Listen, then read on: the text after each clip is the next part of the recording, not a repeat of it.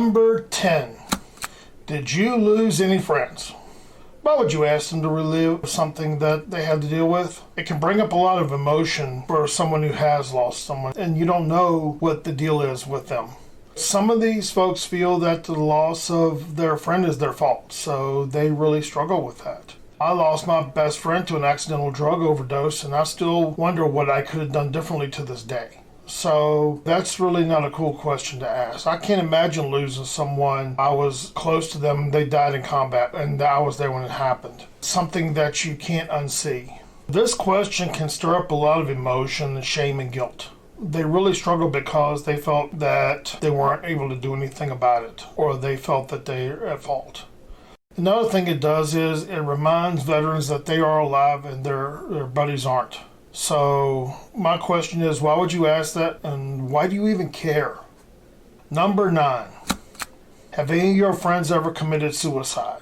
Jeez, seriously? Thank you for reminding me of my losses and my failures to prevent it. Many veterans lose friends to suicide. I've lost 3. And when you ask me that question, I perceive that I failed because I missed something. Even though it's not their fault, they wonder what they could have done differently to change things.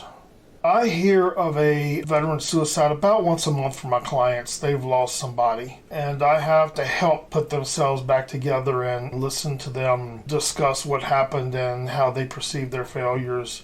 I even have one guy that actually went back to where their buddy was from and went to the funeral and dealt with his family, his wife and kids and stuff. So don't remind people of that. Number 8. Do you think God could ever forgive you for killing someone? Wow, yeah. People really do ask this question, especially religious folks. They really do ask this question. Well, do you think God will ever forgive you for drinking, adultery, or just being stupid? This question usually comes from someone who is oblivious to the world, and they think it's okay to question someone's reasoning about going to war and what they have to do to survive it. Basically, what you're doing is you're challenging someone's morals, just so you can be curious about what they're thinking. I don't know how stupid you have to be to actually ask this question, but people do it. Also just screams that you're judging me. Do I think God could ever forgive me for killing someone? Yeah, because I was saving my own ass and my buddies. So there's the answer to that damn question, so quit asking other people. Number 7. Did you see any dead bodies? Well, if you've been in combat, you've probably seen dead bodies. Just leave it at that, okay? Again, this is a huge jump in assumptions because you don't know whether they've been to war or not. If there's somebody who's been in combat, this is one time that you can assume they have, and don't answer the damn question. If you're talking to a non-combat veteran, then the answer is probably no, but they could have seen bodies from other incidents, not combat. Another thing you have to deal with too is some veterans, they struggle with being non-combat veterans, and they have guilt over not seeing combat. You may cause them to be triggered and go into a depression, especially if they lost a friend in combat. Number 6. Did you kill any women or children? I don't know how many ways this can be inappropriate. I really don't. This is probably one of the dumbest questions that anybody can ask. What business is it of yours? Really? Why do you have to know this? Like I've said before, it's possible they don't know because a lot of times when you're in combat, you use the spray and pray method. And you don't really know whether you've killed somebody, or women or children or whatever. You really don't know. So again, why would you ask this question? It just brings up the shame and guilt again, and it also brings on some moral injury. If you don't know what moral injury is, that's the breaking of your moral code, and a lot of today's veterans struggle with that.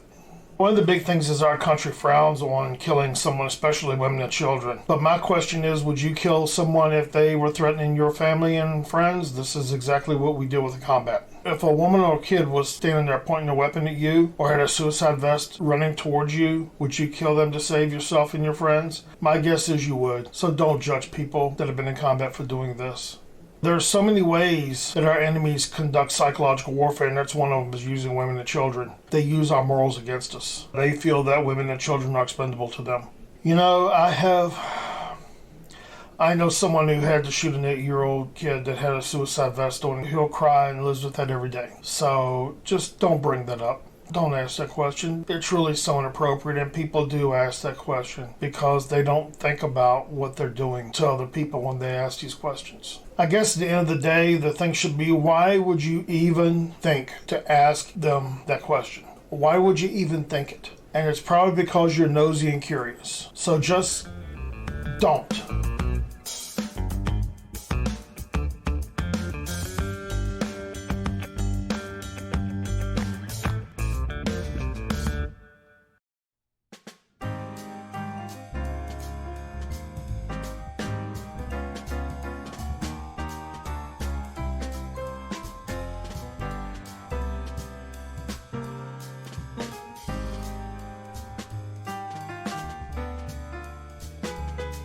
Disclaimer: I'm a licensed mental health therapist in California.